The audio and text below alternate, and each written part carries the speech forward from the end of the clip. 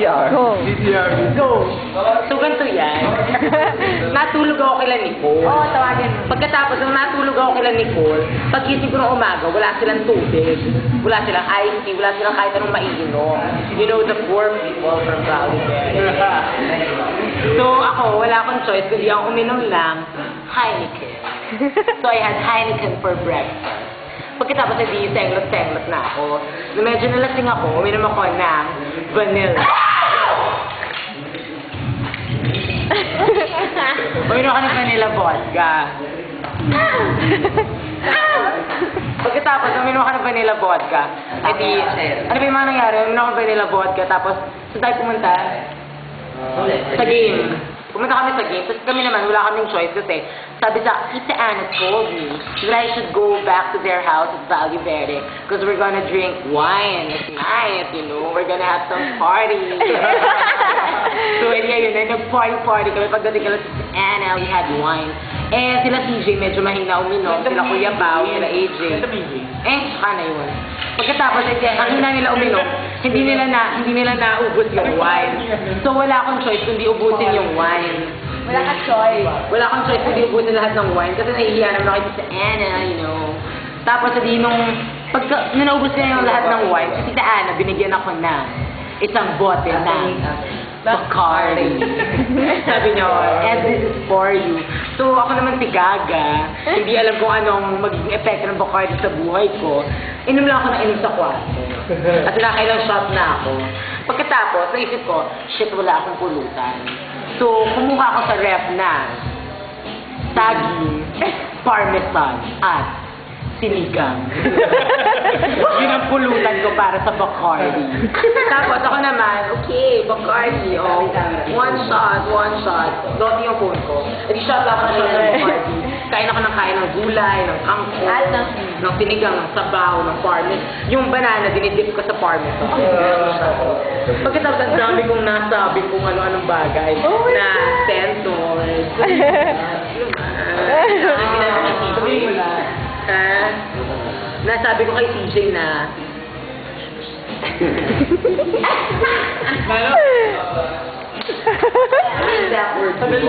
sabi ko, you know TJ, you're my crush. You know TJ, I like you so much. But at the end of the day, I don't want you ending up with another gay. It would be better to end up with a girl, okay?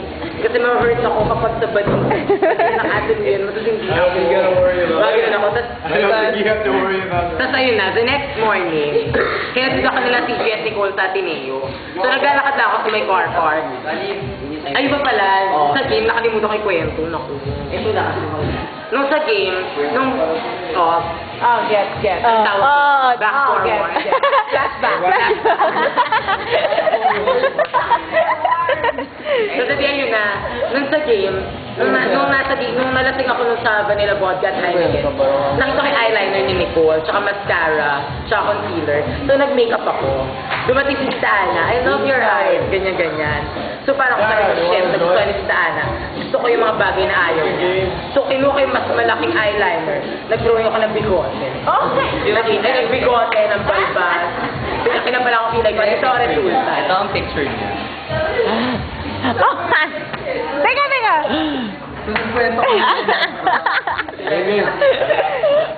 Okay, go. O yan, fast forward na. So, nung hinatid nila ako sa Ateneo, tahimik lang ako sa kotse talaga. As in, wala akong kaimik-imik. Pagkatapos, habang naglalakad ako sa car park, sumuka ako. Ang catch, formal na formal yung suot ko.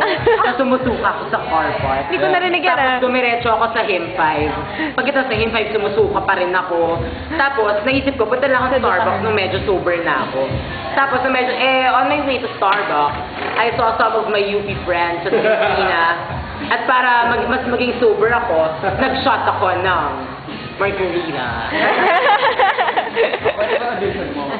Go-audition naman yung susunod. Audition.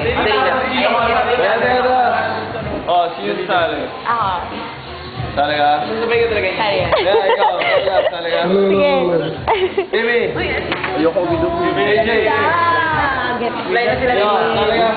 South! Shot ko. 1 year. South! Talagang wala ako kaya mo ng no? Go na, Ed! Sender na! Emil!